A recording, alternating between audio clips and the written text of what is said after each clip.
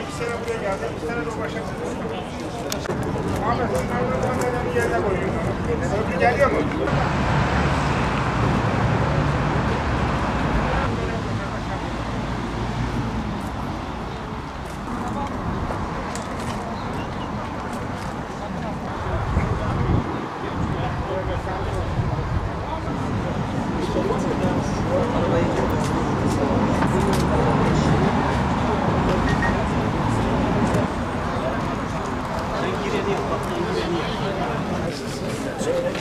Şöyle kim olsa hangi çıkamıyor.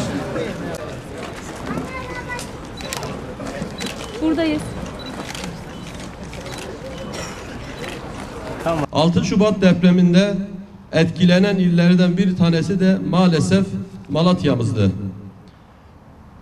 Diğer illerde olduğu gibi ilimizde de çok büyük yıkıma sebep olan bu felakette her kesimden insan gibi çiftçilerimiz, üreticilerimiz çok kötü oranlarda etkilendiler.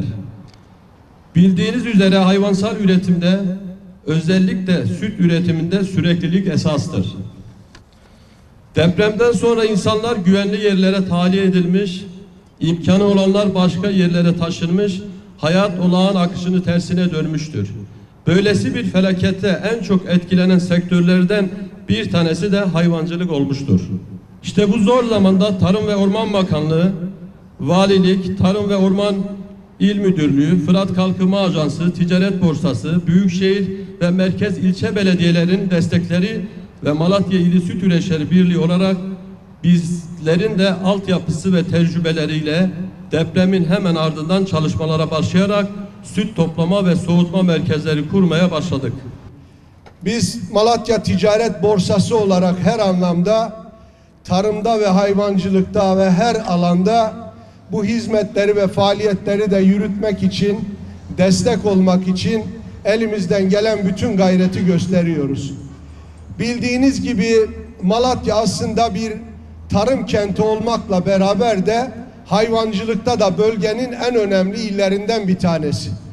Toplamda 600 bin büyük ve küçükbaş hayvancılıkta önemli bir aktör olan Malatya, bölgede de artık bölgenin yükselen değeri.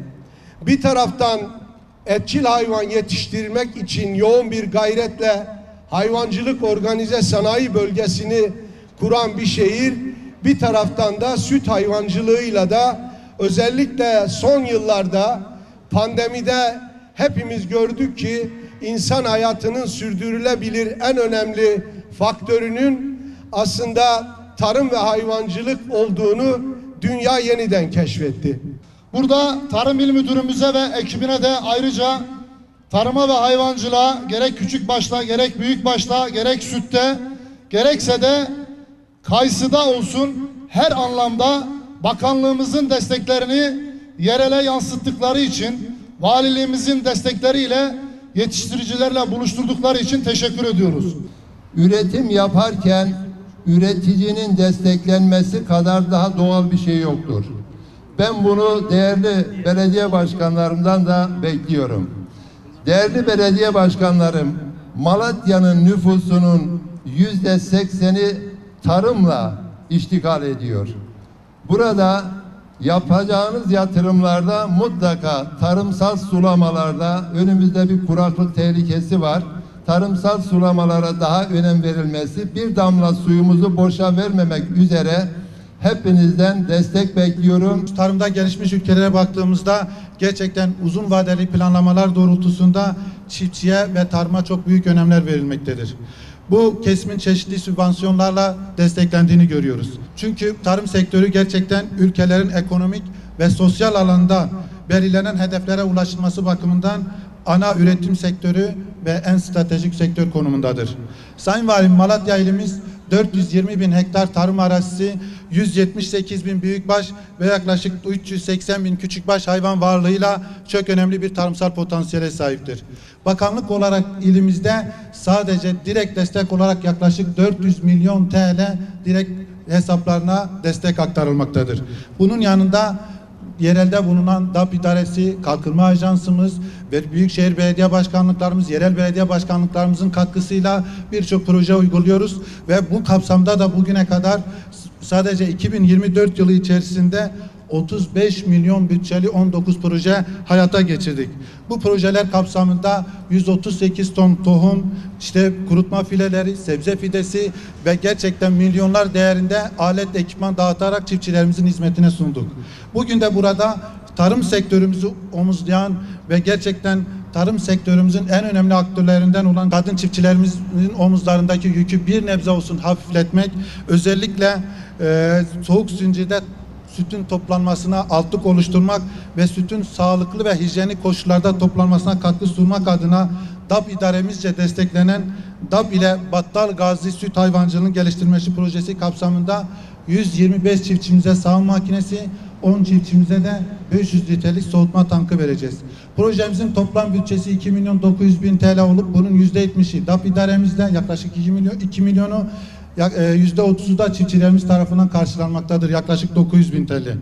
Bu projeler dışında hakeza aynı şekilde Arapgir, Arguvan ve Akçadağ ilçelerimizde de benzer projelerle çiftçilerimize bu yıl içerisinde bu dağıtımlarımız devam edecek. Malatya'mız tarım memleketi. Malatya denince akla kayısı gelir. Ancak bu tip organizasyonlarla hayvancılığın desteklenmesi de gerçekten büyük önem arz etmektedir.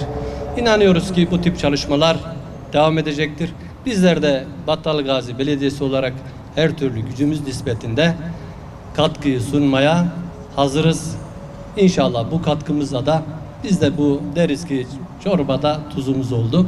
Bugün de DAP idaremizin büyük özverili katkısıyla 125 çiftçimize süt sağım makinesi ve soğutma tankı dağıtılıyor.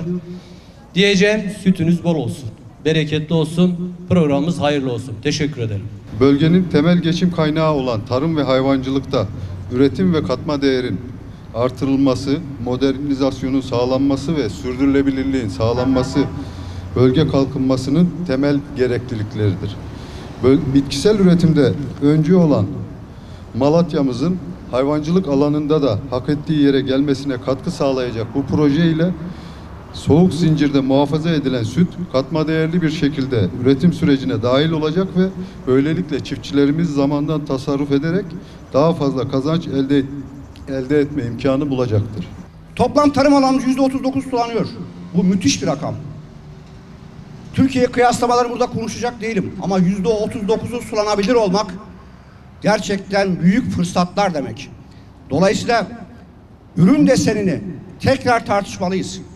Bu bölgede hangi ürünün daha fazla yetiştirilebileceğine, birim alandan en fazla ürün ve gelir elde edebileceğimizi hep beraber bir kez daha masaya yatırmalıyız. Biraz önce Müdür Bey'in bahsettiği planlı üretime bakmalıyız. Nitekim hayvancılık açısından son derece elverişli. %39'u sulanabilir olmak demek, yem bitkilerine ulaşılabilirliği de kolay demektir. Yaklaşık üniversiteyi bitirinceye kadar köy hayatında yaşadım. Dolayısıyla sizlerin ne kadar zorluk içerisinde ürettiğinizi, pazarlamada ne kadar sıkıntı yaşadığınızı, farklı sıkıntılarınızın hepsini bir çiftçi evladı olarak gördüm ve yaşadım. Sizlere muhteşem insanlar olarak gerçekten saygı duyuyorum. Ellerin asırlı ama mübarek insanlarsınız. Siz üretmeye devam edin. Biz de devlet olarak sizin yanınızda olmaya devam edeceğiz. Şimdi soğutma tanklarına gelince, evet süt üretmek önemli ama sütü en kısa zamanda soğutmak ve onda bakteri ve diğer faktörlerin gelişmesine müsaade etmemektir. DAP idaremizi, kıymetli başkanını, yöneticilerini, çalışanlarını, kıymetli il müdürümüzü, katkısı bulunan herkesi ama en çok da sizleri tebrik ediyorum. Buradayız.